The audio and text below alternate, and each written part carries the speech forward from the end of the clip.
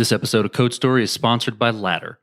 Ladder was founded by LeBron James and Arnold Schwarzenegger to change the way supplements are made. They worked with the top scientists to formulate a line of clean performance products. Unlike other supplements, every batch is tested by a third party to verify the highest standards for quality and safety. We all know what a tremendous athlete LeBron is, and Arnold, no explanation needed. If they back it, you know it's got to be good. Ladder's goal is to help you unlock your best in any situation. Right now, that means access to special offers and expert advice from their community. Use code BETTEREVERYDAY, all one word, all caps, for 30% off everything site-wide at ladder.sport. That's BETTEREVERYDAY, all caps, all one word, for 30% off at ladder.sport. Each delivery time is now refined based on the observations that we have from deliveries of yesterday and the day before. That means the system itself and the delivery accuracy becomes day by day better purely by new operational data. There's no software change. It's pure feedback from data into our operation systems that make it day by day better. And this is the third stage where we are now, which is a kind of a self-learning and self-optimizing loop for most of the systems across especially the operational supply chain from purchasing front-door delivery. I'm Daniel Gebler, CTO of Picnic.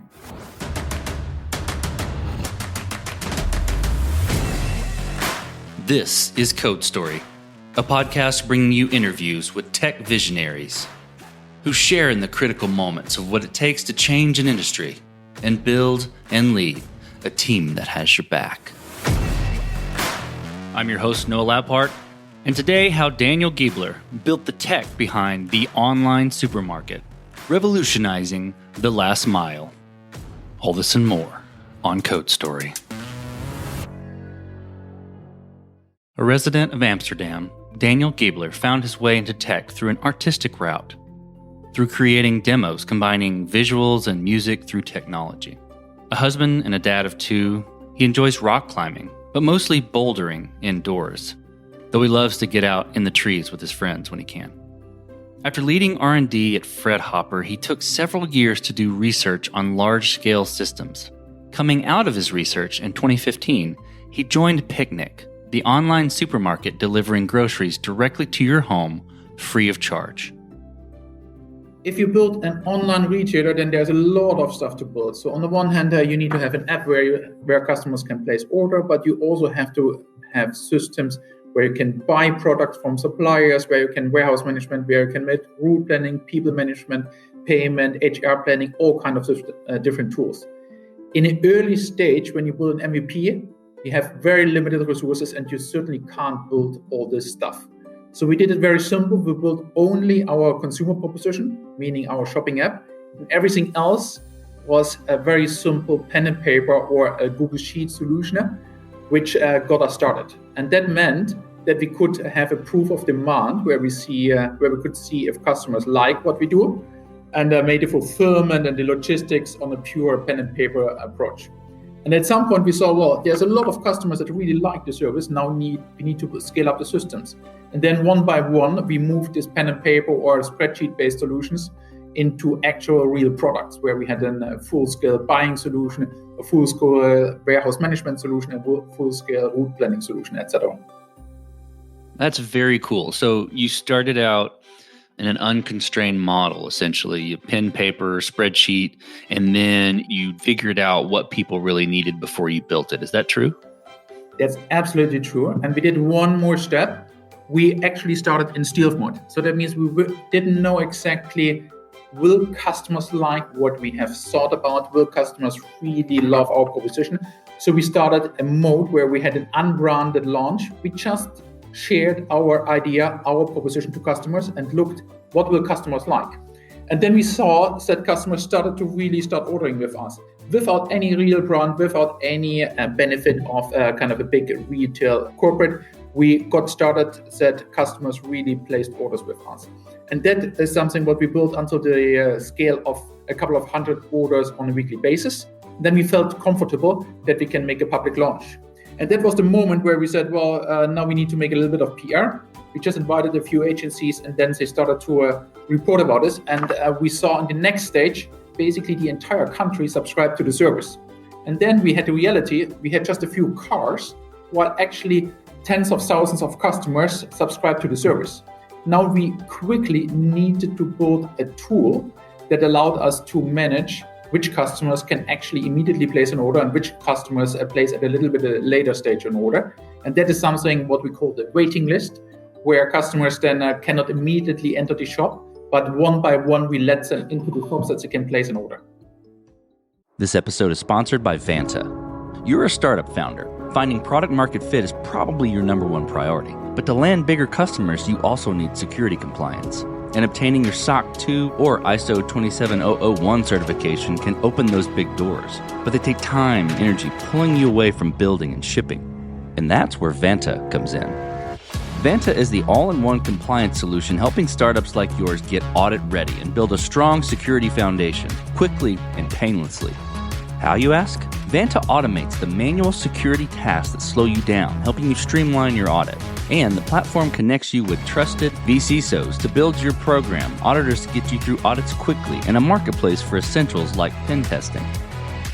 Join over 8,000 companies, including many Y Combinator and Techstars startups who trust Vanta. Simplify compliance and get $1,000 off at vanta.com/codestory.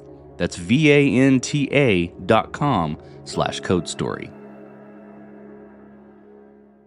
That's excellent. So let's dig into the MVP a little bit. Tell me about the tools that you use to bring it to life. So you mentioned an app, you mentioned a digital platform. What sort of software frameworks did you use to start building the next model, the MVP? So on the mobile shopping side, we thought a bit about should we build a web shop? Should we build an app? If you build an app, should it be a native app or is it one of these hybrid apps? So what we saw is web is declining, app traffic is increasing. So we had only money for one platform. So therefore we moved to an app approach. And at a later stage, we also realized that it was pretty smart. And I will get a bit into this later. And for the app solution, we first looked into maybe hybrid solutions, but then we learned from the Facebook experience, where it tried also with HTML5 to build up a hybrid solution, and that this is not the smartest approach. So we built native iOS and Android apps. So what we realized at a later stage is that building an app itself is convenient for customers for two reasons. Number one is you can place the app wherever you like. And the second thing is you can actually mimic in all behaviors that all customers have in the app. And the old behaviors said for especially food shopping, most customers have a small sticky note on their fridge.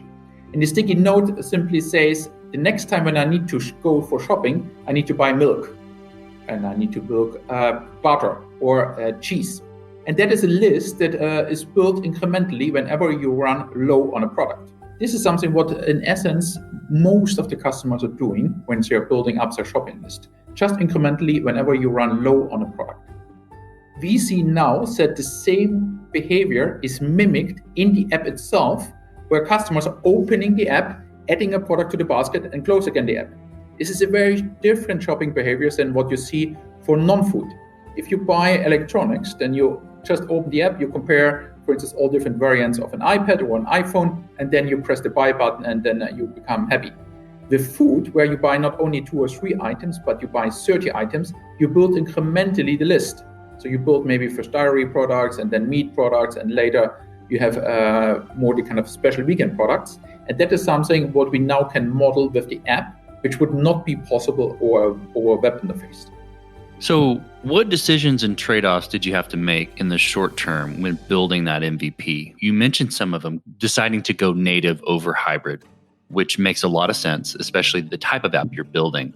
But what other decisions did you have to make in the short term as far as, perhaps taking on technical debt or limiting features? Kind of talk through that a little bit. So in such a business where you have a huge amount of consumer demand, the key decisions that you have to make is for all kind of new services that you want to offer or the new scale that you want to achieve is, do you build immediately a large scale solution or do you build incrementally your scalable solutions up? And that has been an ongoing debate if we immediately build a solution or a feature for the scale of a couple of million customers, or do we go incrementally, build just an MVP for 1,000 customers, then maybe for 10,000, then for 100,000 customers. And this kind of balance between building MVPs and building scalable solutions is one of the key trade-offs and key decisions to be made. The other bigger trade-off decisions that we had to make was the make versus buy. And make versus buy is a decision where we very carefully thought about which systems are mission critical and which systems or which services can we take from a third party. Let me give you an example. We started very early on, not only to build our app, but also the route planning. Because the model that we have, our last mile model, is a unique milkman-based distribution model, which we wanted and we needed to build ourselves. There's simply no solution on the market that can fulfill this.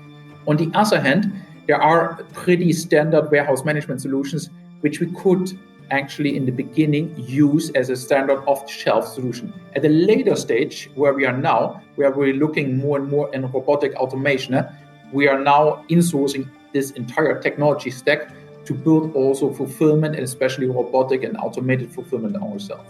So these are the key decisions that we had to make on our way. If you're talking about the trade of speed versus quality, or maybe business needs versus technology depth, this is an ongoing debate and a trade-off that we had a lot of debate about it. And the way how we solve it and how we solve this dilemma in our case is that we are defining an underlying metric model where we can assess every proposal, even if it's a business proposal or a tech initiative, on the same type of metrics.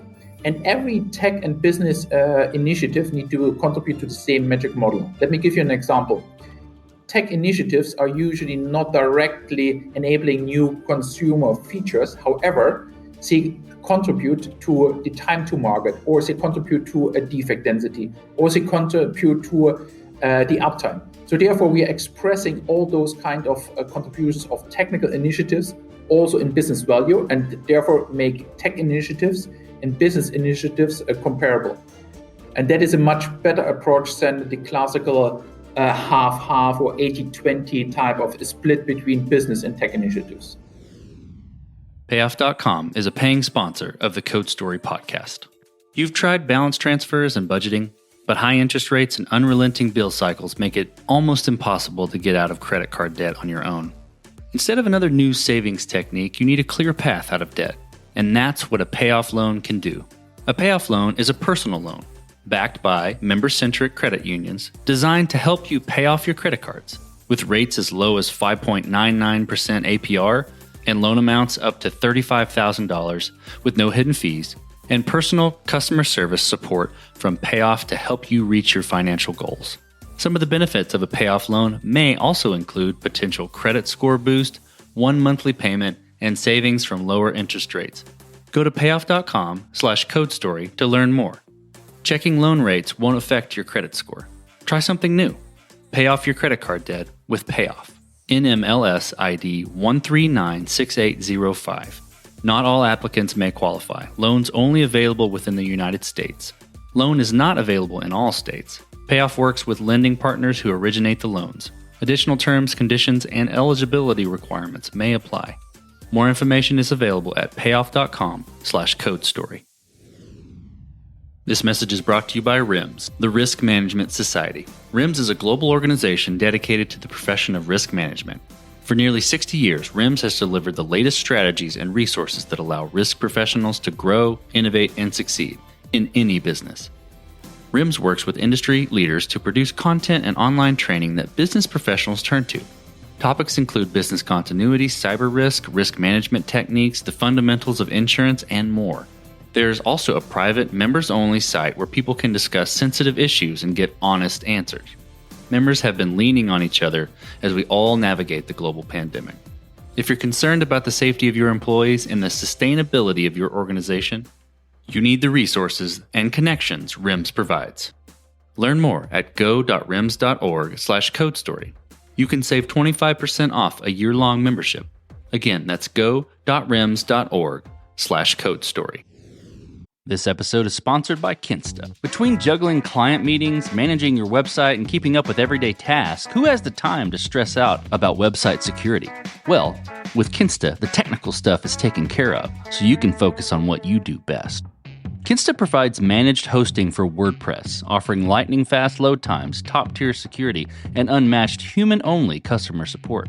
Whether you're a business owner, web developer, or running a digital agency, Kinsta makes managing your website easy and efficient. Kinsta provides enterprise-grade security, being one of the few hosting providers for WordPress with SOC 2 and other certifications, guaranteeing the highest level of security for your website. Thanks to their unlimited free expert-led migrations, Kinsta ensures a smooth transition for you from other hosting providers. Customers have reported 200% faster load times post-migration to their platform. What I find cool about Kinsta is their fast and reliable customer service and premium features that are included at no extra cost. Ready to experience Kinsta's hosting for yourself?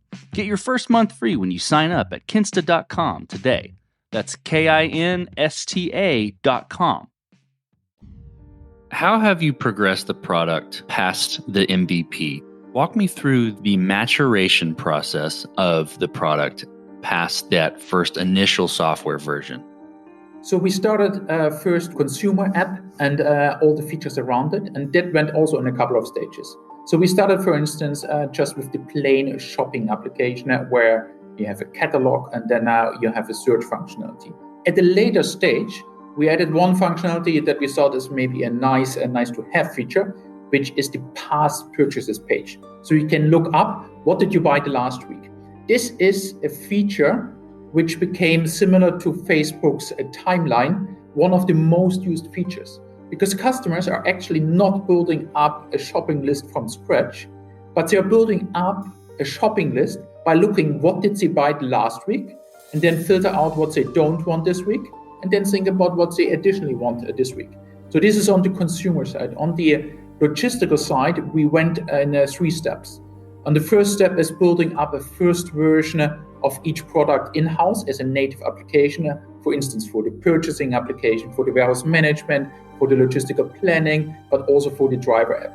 The next step is building very deep analytics around all those applications, meaning that we can both on real time, but also on a reporting basis, understand what is really happening on the operational angles, and therefore do on a day-by-day analysis about how do we do on different operational metrics.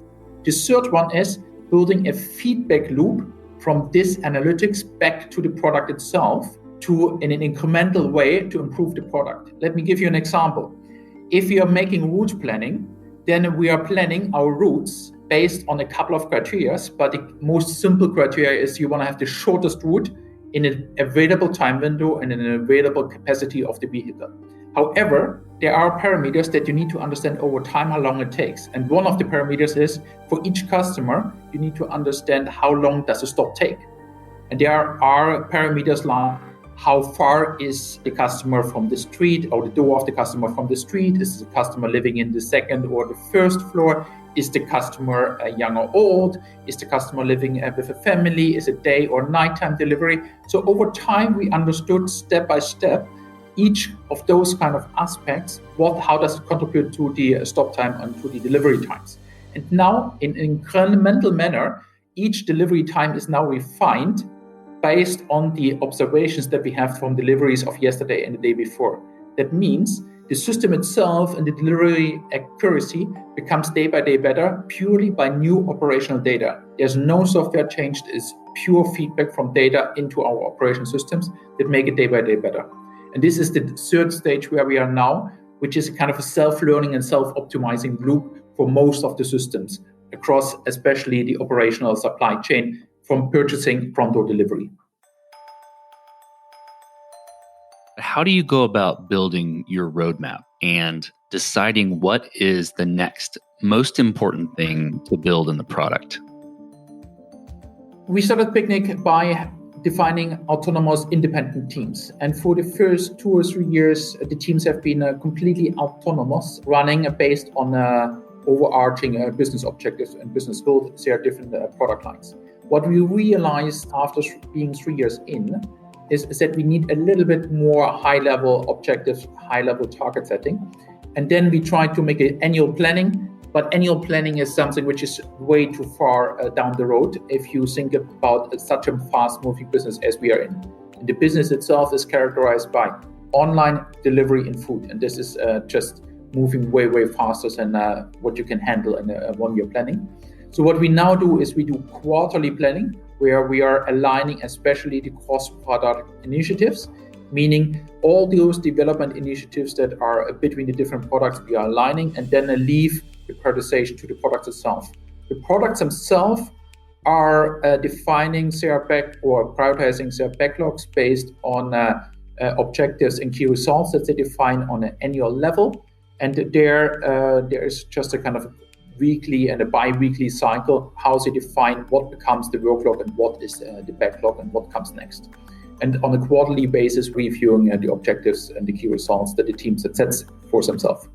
You mentioned team. So tell me about how you build your team, how you built it. What did you look for in these people to deem them the winning horses, the people that should join Picnic and carry the banner for what you're building? So we started at a team where we basically looked for a team that is the right team to build the very first version of the product. And that was a team with whom I've been working earlier together in another business. We just hired those guys together. We knew each other pretty well, and we knew that with this team, we can build the very first version. This had one disadvantage because the team was not diverse enough. It didn't reflect all aspects that you want at a scalable team. So therefore, after a couple of months, we looked more actively into which kind of additional profiles do we need. And then we looked explicitly for engineers that have a strong architect angle. Somebody who has been very strong on the mobile development side, who understands also the kind of alternatives to the current mobile stack. Somebody who is very strong on the SRE side, somebody who can lead on the people side. We identified the white spots in the team, and then we filled step by step those white spots. And this is the way how we have built the team from initially just 5 engineers to now a little bit more than 100 engineers. And we are organized now in product teams. And the product teams themselves now define what are the profiles that they need. So they make a self-analysis and self-assessment. What are the right spots in their team from both the hard skill and the soft skill side? And that defines also our recruitment and hiring plans going forward. Very good. Let's talk about scalability a little bit. Did you build this in the beginning to scale efficiently, or were you fighting this as you grew? So there are 2 angles to this question. On the one hand, we knew that some of the core elements need to build from day one in a scalable manner. And this is essentially the planning and the master planning backbone, where we connect all the pieces from our supply chain in a master planning process that runs once per day. This is something what we have built up on day one in a way that it can handle tens of thousands, hundreds of thousands orders on a single day. On the other hand, there are a lot of components that we build from a very MVP, so MMVP way, going forward to an MVP, to a first version, to a kind of scalable version. An example for this is our warehouse management system, our purchase order management, also a lot of consumer-related features that we build from an MVP-based implementation until the full-scale solution. At the stage where we are now, with roughly 500,000 active customers in Netherlands, we can no longer work, or we are not completely working in this MVP-based approach. What we are now doing is we are usually implementing MVPs that we are launching to just a few thousand customers as a test group.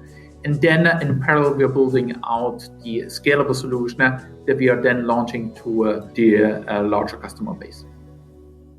So as you step out on the balcony and you look across all that you've built with Picnic, what are you most proud of?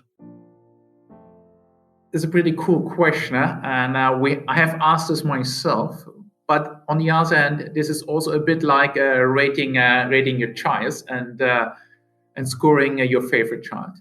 There are many topics that we tackled across our road, and the one thing what has formed us as a team and what makes us very happy is that we started with a very small team, with just a vision that we wanted to tackle an unsolved problem, the last mile food delivery problem, in a radically new way, and that this team built up a tech stack and an operational stack that could not only work in a small city where we started, but also at the full scale where we are operating now.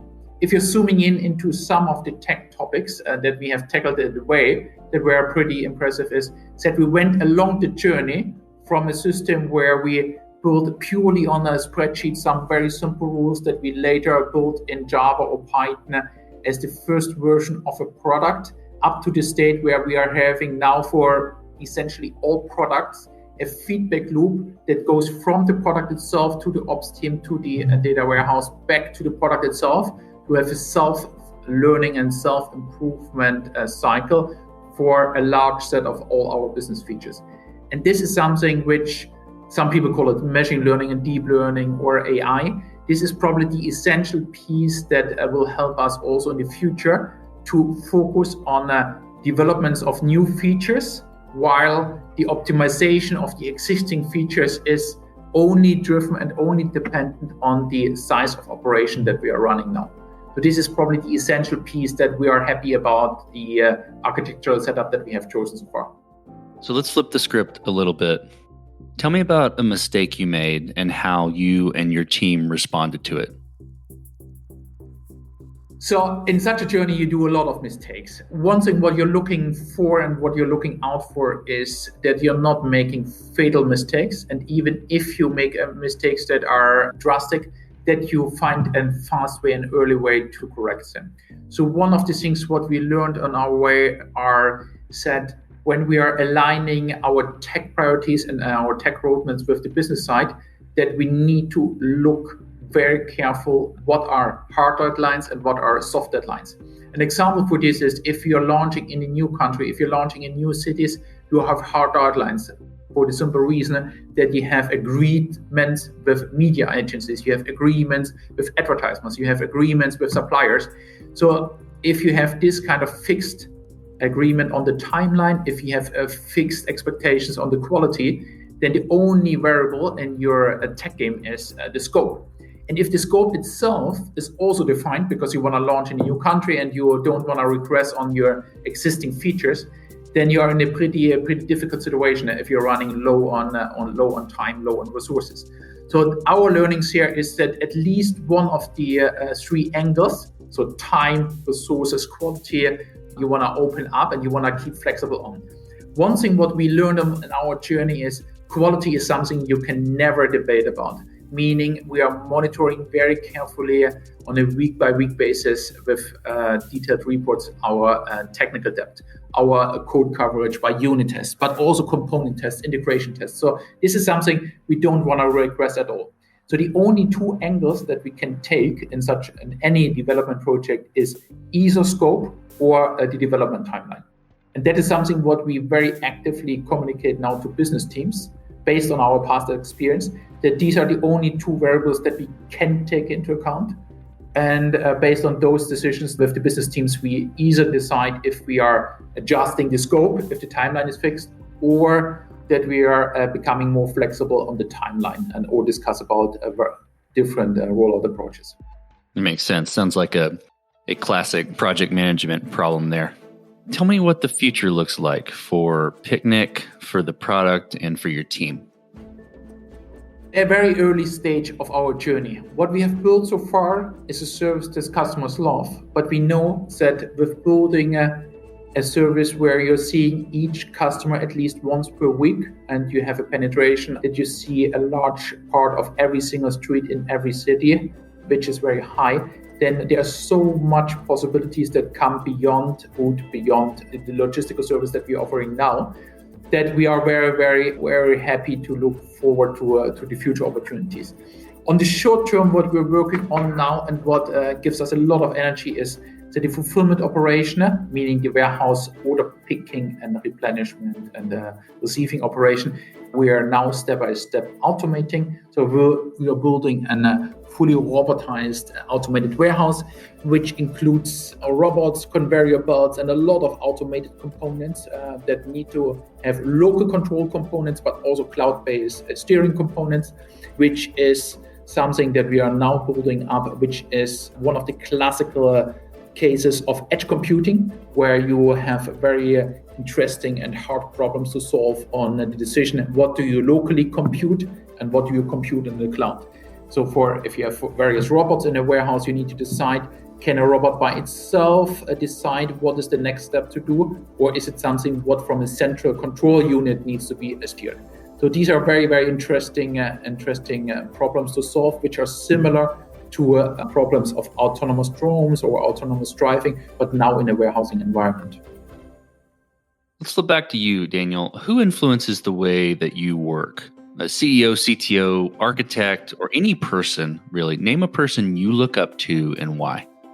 There are probably two groups that I find that influence me on a daily basis, but also on a longer horizon. These are on the one hand the peers on our board level, on the executive level. So this is the CEO, all those executives that help to define the prioritization, not only for the tech, but for the entire business, on the operations side, on the commercial side, on many angles.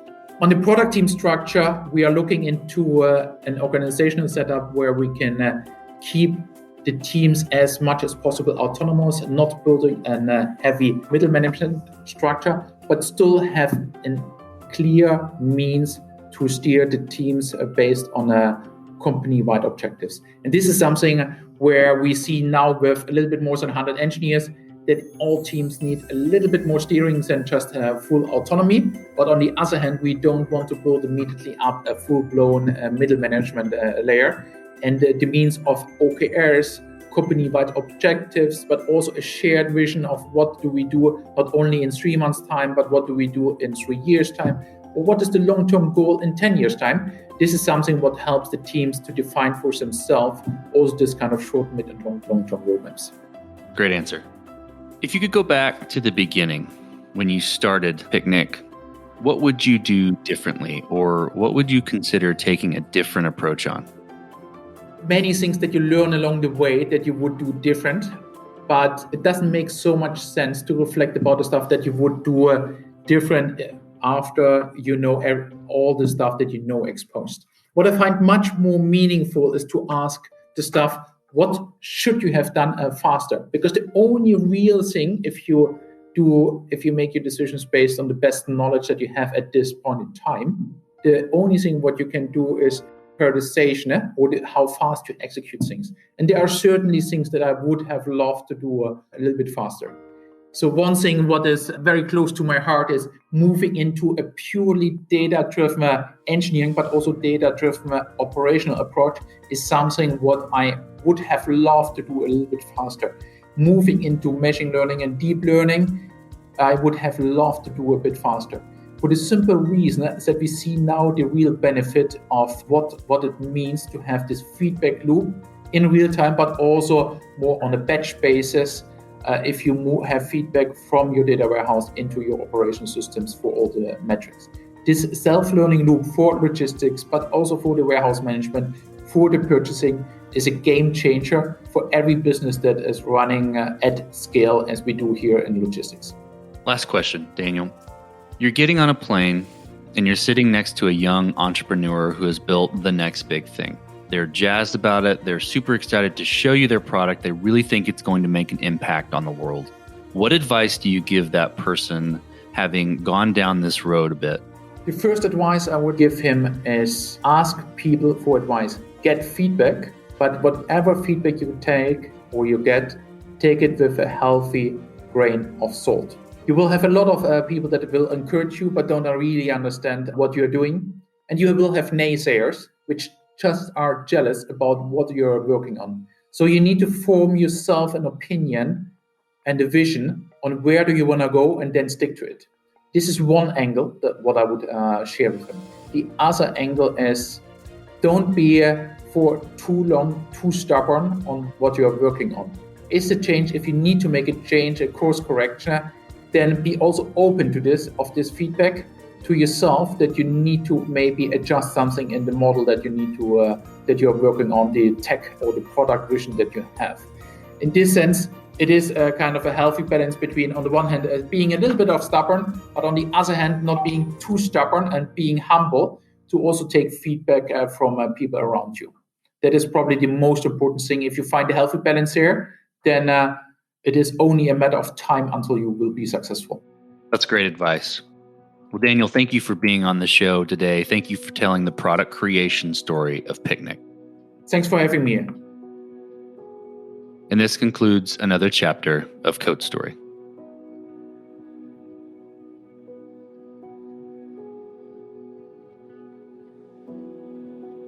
Code Story is hosted and produced by Noah Labhart. Season 2 episodes are co-produced and edited by Bradley Denham. Be sure to subscribe on Apple Podcasts, Spotify, or the podcasting app of your choice. Support the show on patreon.com/codestory for just $5 to $10 a month. And when you get a chance, leave us a review. Both things help us out tremendously. And thanks again for listening.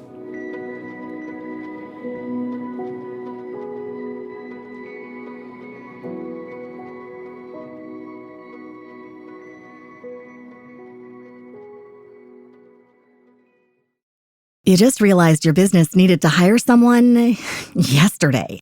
How can you find amazing candidates fast? Easy. Just use Indeed. Stop struggling to get your job post seen on other job sites. With Indeed sponsored jobs, your post jumps to the top of the page for your relevant candidates, so you can reach the people you want faster. According to Indeed data, sponsored jobs posted directly on Indeed have 45% more applications than non-sponsored jobs. Don't wait any longer. Speed up your hiring right now with Indeed. And listeners of this show will get a $75 sponsored job credit to get your jobs more visibility at Indeed.com/PODKATZ13. Just go to Indeed.com/PODKATZ13 right now and support our show by saying you heard about Indeed on this podcast. Terms and conditions apply. Hiring? Indeed is all you need.